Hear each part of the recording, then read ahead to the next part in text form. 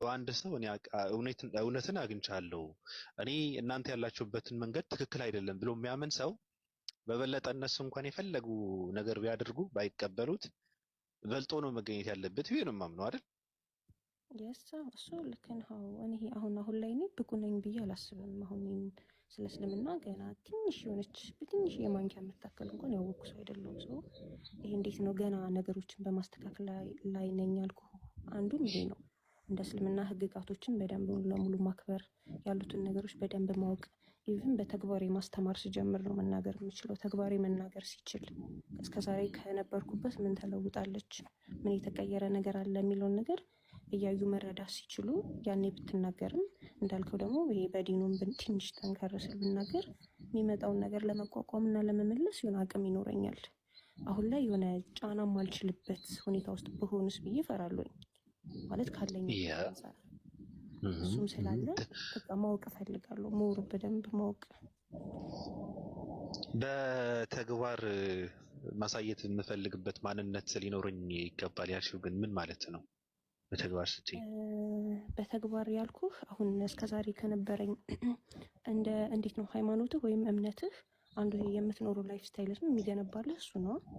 ስንኖር የምናደርጋቸው ኢቭን ካለባበስ፣ ካነጋገር፣ የምትውልበት ቦታ፣ የምትናገረው ነገር፣ የምታመልከው የአምልኮ ስርዓት ኤቭሪቲንግ የሃይማኖት ውጤት ነው፣ የእምነት ውጤት ነው፣ የምታመልከው አምላክ ውጤት ነው። ሰው እኔ አሁን ላይ እስልምና ላይ መኖሬ ወይም የተቀየርኩት ነገር መኖሩን ተግባሬም ሊያሳይ ይገባል ሰዎች።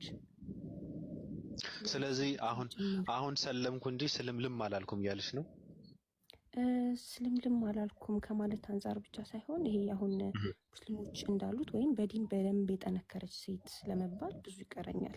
በጣም አይ እሱ በእውቀት ነው። በእውቀትማ የተግባባን እኮ ሰው ራስን መገንባት አለበት፣ ማንነቱን ማጠንከር አለበት፣ መገንባት አለበት፣ መደለብ አለበት። ተስማምተናል። ግን እኔ በተግባር ማሳየት አለብኝ የሚል ሰው እኔ ተግባር ብዬ ስለው ምንድነው እንዴት ተረዳሁት መሰለሽ? ግልጽ እንዲሆንልሽ ማለት ነው። አሁን አንድ ሰው ጠጪ ከነበረ ለምሳሌ ከመጠጥ መራቅ አለበት አንድ ሰው።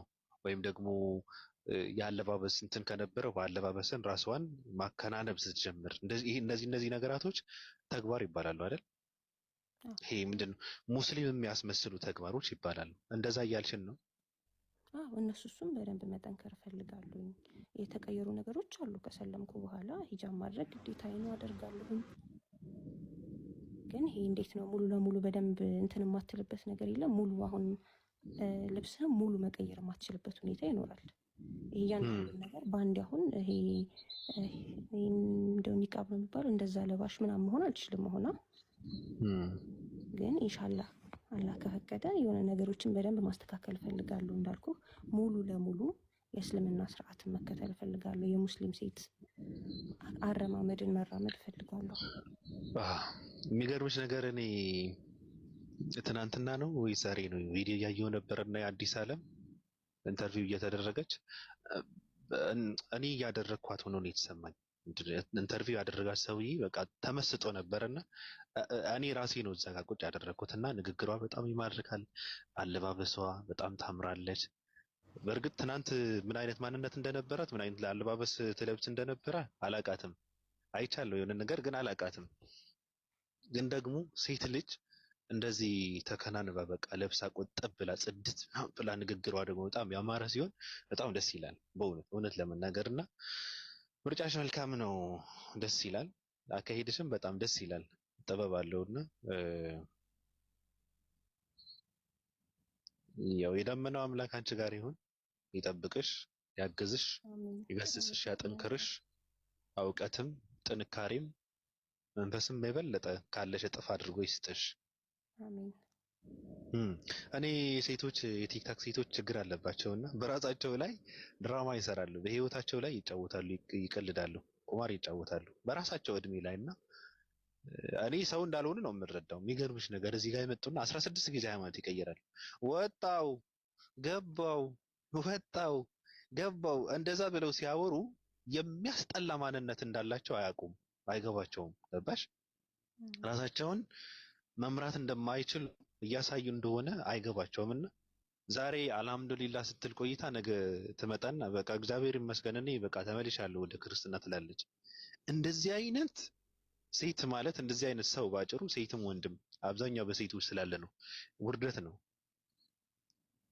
ራስህን በትክክል አለመምራት ነው። በህይወትህን መቀለድ መጫወት ነው። የሌሎችን ዓላማ ማስፈጸሚያ መሆን ነው። ሌሎች በአንተ ህይወትና እድሜ በአንተ መንፈሳዊነትን ሲቀልሉ ሲጫወቱ መፍቀድ ማለት ነው። አሁን እኮ ወደው እኮ አይደለም እንደዛ የሚሆኑ ሰዎች ገባሽ? ወደው አይደለም። የሆነ ሰው ይመጣና እነሱ ላይ ፖለቲካ መስራት ሲፈልግ የሆነ ነገር ይላቸዋል። ዘንበል ይላሉ፣ እንትን ይላሉ፣ እንደገና ይመለሳሉ፣ እንደገና ይሄዳሉ። ሰው እኮ ነው የሚጫወትባቸው። የሚገርምሽ ነገር ራሳቸው መወሰን አለባቸው። ራሳቸው ማንበብ ማጥናት አለባቸው። ገባሽ? እና እንደነሱ የወደቀች ሴት እንዳትሆኝ ነው የምለው። እሺ ማለት አንዳንዴ ይሄ የመጣህበት ነገርም ይወስነዋል ብዬ አስባለሁ። እኔ ነብዩ ላይ ጥያቄ ኖሮኝ አይደለም ወደ እስልምና ስመጣ ነብዩ ላይ አልነበረም ጥያቄ። በቃ አምላክ የሚባለው ላይ ነበረ ጥያቄ። አምላክ የሚለውን ነበር ስፈልግ የነበረው። ይሄ እንዴት ነው መተጋገዝ፣ የጋራ መሆን፣ የግሩፕ የሌለው ፈጣሪ ነበር ስፈልግ የነበረው። ስለዚህ ያን ፈጣሪ እስልምና ውስጥ እስካገኘሁት ድረስ ምንም አይነት የነብዩ የግል ህይወት፣ ምንም አይነት የነብዩ ባህሪ ከዚህ አምላክ ሊለየኝ አይችልም፣ ወይም መመዘኛ ሊሆን አይችልም። ይሄንን ያልኩበት ምክንያት ያው ብዙ ጥያቄና ብዙ ፖለቲካ የሚሰራው በነብዩ የግል ህይወት ላይ ስለሆነ ማለት ነው። እና ያ ነገር እኔ ጋር ምንም ሊፈጥር አይችልም ማለት የእሳቸው ያለፉት ነገር ሐዲሳት ላይ የሚሉ ነገር የእሳቸው የግል ህይወት የትዳር ሁኔታ አምላክ አንድ መሆኑን ሊቀይረው አይችልም። የአምላክ አንድና ብቸኛ ነው የሚለውን ነገር ሊቀይረው አይችልም። ይህ ሀቅ እስከገባኝ ድረስ ማንም ምንም ሲመጣ ሊቀየር የማይችል ነገር ነው። ግን ከምን አንጻር ነው? አሁን ለምሳሌ ነብዩ መሐመድ ላይ የሚነሱ ጥያቄዎች አሉ። በትዳር በብዙ ነገር የሚነሱ ጥያቄዎች አሉ። ከምን አንጻር ነው እንደዛ ብሎ የሚል አንድ ሰው? አሁን ለምሳሌ ክርስቲያን እንደዛ ብሎ ነብዩ መሐመድን ሲወቅሳቸው ስታዩ በትዳር አሁን ለምሳሌ በትዳር ማለት በክርስትና ነብያቶች አሉ አይደል? የነሱ ትዳር ምን ስለነበረ ነው? ከምን አንጻር ነው የሚወቅሳቸው? በትዳር ዙሪያ በየትኛው ህግ ነው? በየትኛው ስርዓት? በየትኛው ባህል ነው? አሁን እሱ አንድ አይምሮና ጤና ያለው ሰው የሚያነሳው ሃይማኖት ላለው ሰው ማለት ነው። የሚገርምሽ ነገር ይሄ ጥያቄ እኮ ሃይማኖት የሌላቸው ሰዎች የሚያነሱት ጥያቄ እኮ ነው። ታውቂያለሽ? ገግሞ አንድ ክርስቲያን ሲያነሳው ግን ለኔ መዋረድ ነው። እንደዚህ አይነት ጥያቄዎች ማንሳት ያለበት እንደውም ነብዩ መሐመድ ላይ ብቻ እኮ አይደለም፣ ሌሎች ከዛ በፊት የነበሩ በክርስትና ውስጥ ያሉ ነብያቶችን ማለት ነው። ጠያቂ ከሆነ ሃይማኖት የሌለው ሰው ለምንድን ነው ብሎ ሊል ይችላል። ገባሽ? እንደ ሰው ራሱን ሆኖ ስለሚጠይቅ አንድ ክርስቲያን ነኝ ብሎ በክርስትና ውስጥ ደግሞ ነብያቶች የሚባለው 18 12 14 7 እንደዚህ ሚስቶች ያገቡ ሰው ነብያቶችን ተሸክመ እሱ ብቻ እኮ አይደለም የሰከረ የጠጣ ራቁቱን የሄደ ሰዎችን የገደለ ያስገደለ እንደዚህ አይነት ነገር ታሪክ ያላቸው ነብያቶችን ይዘህ እዚህ ጋር ደግሞ ግግም ብለህ ስለ ነብዩ መሐመድ ጥያቄ ስታነሳ እኮ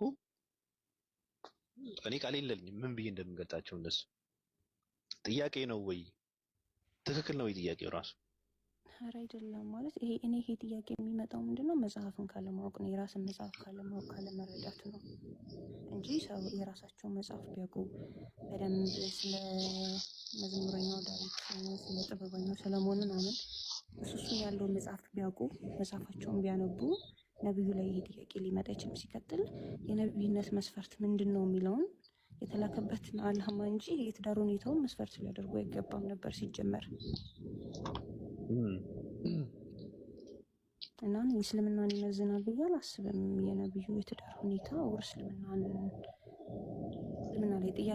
እስልምና ላይ ጥያቄ ካለውም ስለ አምላክ ነው ሊጠይቅ የሚገባው። በቃ አምላክ ምንድን ነው የሚለውን ነው።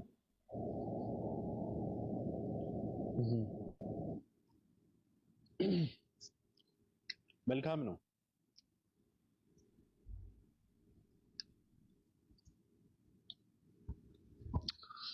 ደስ ይላል። አሪፍ ነው። ሄደን ምን ነበርሽ ድሮ? ኦርቶዶክስ ነበርኩ። ከዛ በኋላስ? ከዛ በኋላ ይሄ ሃይማኖት አያስፈልግም ወደ ማለት ነው የገባሁት። ማለት የሃይማኖት ጥቅሙ ጠፋብኝ። የሃይማኖት ጥቅሙ የጠፋብኝ ደግሞ ይሄ ያለሁበት ሃይማኖት ሊያሳርፈኝ ስላልቻለ ነው። ማለት ማረፍ አልቻልኩም ነበር። ያለኝ ጥያቄ ይሄ አምላክነት ጥያቄ የአምላክ እዝነት የቱ ጋ ነው ብዬ ስፈልግ ይሄ አምላክን እዝነት ማግኘት አልቻልኩም። እዛ ሃይማኖት ውስጥ በማላውቀው ነገር ተጠያቂ ነኝ። በቃ ይቅርታ የሚለውን ነገር አጣሁት። ይቅርታ የአምላክ እዝነቱ ይቅር ባይነቱ ምናምን እያገኙት ስላልነበረ እንደዛ ከሆነ አምላክ የምንለው ነገር እንደዛ ከሆነ ሃይማኖት ምንም ጥቅም የለውም። ምናልባት ሊጠቅም የሚችለው ይሄ ሰው ልጅ ግብረ ገብ ላይ ነው ብዬ ነበር ማሰብ የጀመርኩት። ማለት በቃ ለግብረ ገብ ይጠቅማል። ሞር ትኩረቱም እሱ ላይ ስለሆነ በቃ ለሱ ሊጠቅም ይችላል። ከዛ ውጭ ግን ይሄ ግብረ ገብን ገንብቶ ያደገ ሰው ያን ያክል ሃይማኖት ያስፈልገዋል ብዬ አላሰብኩም ነበር እና እንደዛ ነበር የማስበው። ከዛ የሆነ ሰዓት በቃ አንድ አምላክ እንዳለ ደግሞ አምናለሁ። የዚህ ሁሉ ፈጣሪ የዚህ ሁሉ አናቶሚ ፈጣሪ እንዳለ አውቃለሁ። ይሄን ሁሉ ቦዲ ፓርቴን የማውቅ ሴትዮ ምን ያክል ቦዲ ፓርት እንዳለኝ የማውቅ ሰውዬ ይሄ እንዴት ነው የልብ ምቴ እንዴት ነው የሚሰራው፣ እግሬ እንዴት ነው የሚንቀሳቀሰው፣ አይኔ እንዴት ነው የሚገለጠው፣ ፀጉሬ እንዴት ነው የሚያድገው የሚለውን ሁሉ ሲስተሜን የምረዳ ሰው አምላክ እንዳለው ደግሞ መረዳት በጣም አለመረዳት ከባድ ነው። ይሄን ለሚረዳ ሰው በቃ ፈጣሪ ያለው የሚያጨልም የሚያነጋ አምላክ እንዳለው እረዳለሁ። ሰው ያን አንድ አምላክ መፈለግ ነበር ያቃተኝ። የት እንዳለ የት ነው በምን አይነት ሁኔታ መመለክ ያለበት ማን ነው የሚለው ነገር ነበር የጠፋኝ። ከዛ ይሄን ሁሉ ስፈልግ ግን እስልምና ውስጥ ፈልጌ አላውቅም ነበር። እውነት ለመናገር ማለት ትዝ ብሎኝ አያውቅም ነበር እስልምና ውስጥ። እስልምናን እንደ ሃይማኖት ከማያስቡ ሰዎች ውስጥ ነበርኩኝ ጭራሽ ማለት ነው።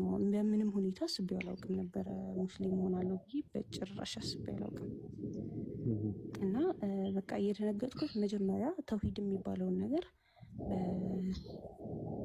በኡስታዝ ሰማ ነው እና በኡስታዝ ተውሂድ ሲያስተምር ምናምን ስለ ተውሂድ ምናምን መስማት ጀመርኩና ያኔ ነው መደንገጥ የጀመርኩት። ኦኬ ይሄ አምላክ ማለት የጀመርኩት። ከዛ በቃ አንድ አምላክ እንዳለኝ አመንኩኝ። ያ ፈጣሪ አንድ ብቸኛ እንደሆነ አመንኩኝ። ከዛ በኋላ ነው እስልምናን መጠየቅ የጀመርኩት።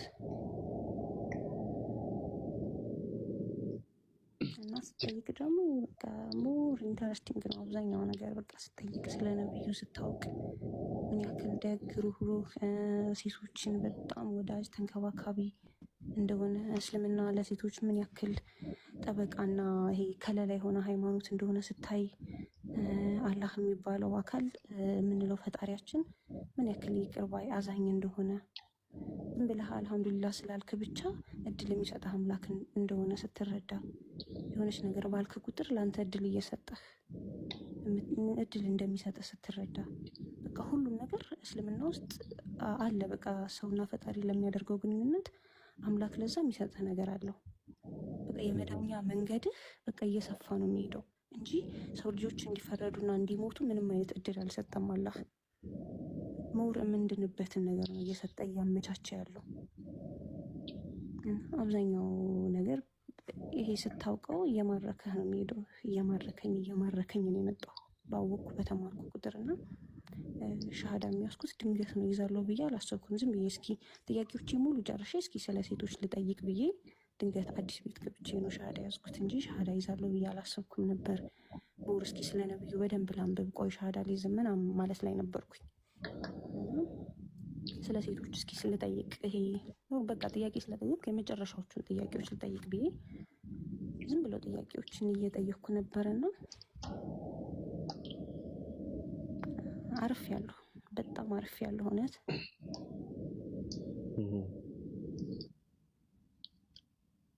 አሁንስ እስልምና ውስጥ የምታነሺው ጥያቄ የለም ማለት ነው? ኦፓዬ ሰላም ብያለሁ። ጥያቄ እስልምና ውስጥ ጥያቄ የለኝም። ጥያቄ ሳይሆን አሁን እስልምና ማወቅ ነው የምፈልገው እንጂ ምንም አይነት ጥያቄ የለኝም። ማለት ሰው ከአምላኩ በላይ ምንም ማወቅ ያለበት ነገር አለ ብዬ አላስብም። ከሱ በላይ ምንም ላውቀው የሚገባ ነገር የለም። በቃ ኦልሬዲ ማወቅ ያለብኝን ዋናውን አውቄያለሁ። ዋናዬን ይዣለሁ። የነፍሴን ባለቤቱ ይዣለሁ። ሰው ምንም አይነት ጥያቄ ሊኖረኝ አይችልም። በቃ ዋናዬን ስለያዝኩኝ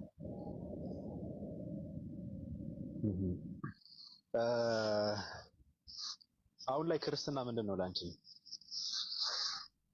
እዚህ ጋር አሁን እንደ ኤደን እንደ ሙስሊም እንደሰለመች ትናንት ደግሞ ክርስቲያን እንደነበረች ኦርቶዶክስ እንደነበረች ምንድነው ክርስትና? አሁን በቃ እንደ ፖለቲካ ነው የማየው። እውነት ለመናገር ማለት በጣም ይሄ ህዝቦች ላይ የተሰራ ፖለቲካ ነው ብዬ የማስበው። አሁን በጣም ብዙ የተቀማመሩ ነገሮች ላይ እንዳናውቅ እንዳናነብ እንዳናይ ተደርጎ በሚስጥር የተከበበ ፖለቲካ ነው ብዬ የማስበው። በቃ በሚስጥራት ተከቦ ያለ ፖለቲካ ነው። በሆኑ ትልልቅ ሰዎች ብቻ የሚመራ የሆኑ ትልልቅ ሰዎች ብቻ እንደሚረዱ የሆኑ ሰዎች አምላክ ለሆኑ ሰዎች ብቻ የሚገለጥበት፣ አምላክ ለሆኑ ሰዎች የማይገለጥበት፣ መጽሐፍ ለሆኑ ሰዎች የሚገባ መጽሐፍ ለሆኑ ሰዎች የማይገባበት ፖለቲካ ነው ማለት። ከዚህ የተለየ ምንም ልረዳው አልችልም። ማለት አምላክ ሁላችንም የፈጠረን እኩል እስከሆነ ድረስ መገለጡ ለሁላችንም እኩል ነው። መጽሐፉ ለሁላችንም እኩል ነው የሚገባን። ማንበብ መጽሐፍ መረዳት እስከምንችል ድረስ እኩል ነው መረዳታችን። ለሁሉም ሰው እኩል ነው በቃ አምላክ የሚገለጠው። እዝነቱ ለሁሉም ሰው እኩል ነው እንጂ ለአባንትና የሚገለጥ አምላክ ለኤደን የማይገለጥ አምላክ የለም። አባንትና የሚረዱት ሚስጥር ኤደን የማትረዳው ሚስጥር የለም። ምክንያቱም እኔንም እሳቸውንም እኩል ነው የፈጠረን ያ ፈጣሪ። ስለዚህ ያ መጽሐፍ እሱ የጻፈው የእሱ ቃል ከሆነ ከእሱ የመጣ ከሆነ እኩል ነው ልንረዳው የሚገባውም የሚችለው። ለአንድ ሰው የሚገባ ለአንድ ሰው የማይገባ አምላክ የለም። ይሄ የሰዎች ፈጠራና የሰዎች ፖለቲካ ካልሆነ በቀር። አሁን ላይ ያለው አባቶች ነው በእነሱ ሚስጥር እነሱ የሚያውቁት ሚስጥር እያልሽ ያለሽው ወይስ የፈበረኩት መጀመሪያ ላይ ነው እያልሽ ያለሽው? ነው የፈበረኩትም አሁን ላይ ያሉት አባቶችም አስተምሮታቸው ለእነሱ የሚገለጥ ለሌሎች ሰዎች የማይገለጥ አምላክ እንዳለ ነው። አሁን ስቲል ቀጥሏል። በቃ ከዛን ጊዜ ጀምሮ የቀጠለ አካሄድ ነው ያለው። ያኔም እንደዛ ነው የተደረገው።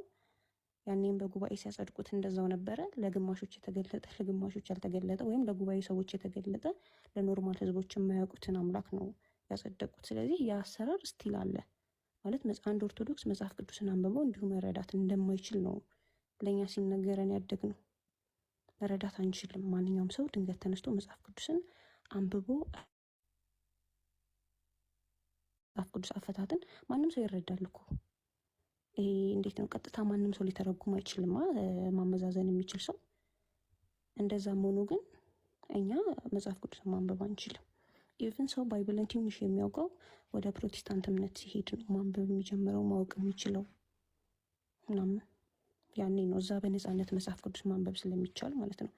እኛ ጋር ግን ከገድላትና እንትኖችን ከማንበብ ውጪ ምንም ነገር የምታነበው ነገር የለም። እንደዛም እንዲሆን አይፈቀድልህም። ጥያቄ ስታነሳ ሚስጥር ነው። ጥያቄ ስታነሳም መቅሰፍት አለ ነው የምትባለው። በዛ ሁሉ ውስጥ እኔ በመጨረሻ የገባኝ ኦኬ እነሱ ጻድቆች ናቸው፣ እኔ ትንሾቹ እግዚአብሔሮች ነን እንዳሉት ማለት ነው። እነሱ እንደዛ ናቸው። ሌላው ምእመን ደግሞ ኃጢአተኛ ስለሆነ ለሌላው ምእመን የማይገለጥ እግዚአብሔር አለ ማለት ነው። የማይገለጥ አምላክ አለ ማለት ነው። በእነሱ ስር አልፎ የሚገለጥልን። ይሄ እንዴት ነው? እንትኖች ናቸው ምንድነው የሚባለው? አስተጋቢ ነው የሚባለው። እንደዛ እነሱን ራሳቸውን እንደዛ አስቀምጠው እነሱ ለእኛ አስተጋቢ ናቸው። ከጻድቃን ከሰማዕታት ከሚሏቸው ውጪ እዚህ ያሉት ትልልቆች አባቶች ሌሎች እንደ አማላጅ ተቀምጠውልናልና ኤቭሪቲንግ የምንረዳው በእነሱ ስር ነው። በእነሱ ስር ሆነን ነው እንጂ እኛም በበን የገባንን ነገር አይደለም የምንረዳው። እኔ የምረዳው ምንድን ነው፣ በነገራችን ላይ ክርስቲያን ካለ አይ ውሸት እኮ ነው፣ ለምንድን ነው እንደዛ የሚሉት ብዙ እንትን ይባላል። እና ካላችሁ ገብታችሁ የፈለጋችሁትን የማለት መብት አላችሁ እያልን ነው። መቼም እኔ የተረዳሁት የምረዳው ምንድን ነው፣ አሁን በተለይ ኦርቶዶክስ ክርስቲያን ምንድን ነው ሰዎችን በመሸወድ በማስረዳት እኮ አይደለም፣ በመሸወድ አይምሯቸው የሆነ ነገር እየተጫወቱ ልክ እንዳልሽው ማለት ነው ብዙ ዓመታትን አስቆጥረዋል። አሁን ግን ማንንም ሰው ማስቆም አይቻልም። ትውልዱ ያነባል፣ የንባብ ዘመን ነው። ያጠናል፣ ይጠይቃል፣ ያያል፣ ይሰማል፣ ይወጣል፣ ይንቀሳቀሳል። እና አሁን ትውልድ ማሰር አይቻልም፣ ከባድ ነው። ስለዚህ መልካም ነው። እኔ አም፣ በጣም ደስ የሚል ጸባይ ያለሽ፣ አመለካከትሽ ደስ ነው የሚለው። ረጋ ያልሽ ልጅ ነሽ፣ ደስ ይላል። ከአሁን በኋላ ደግሞ እኔ ምንድነው አይተሽ አውቀሽ አጥንተሽ ስላለሽበት ስለገባሽበት ስለነበርሽበትም የነበርሽበት ምን እንደነበረ በበለጠ ተረድተሽ የምትመጭበት ዘመን ይሆንልሽ ነው የምለው። እኔ ጨርሻለሁ።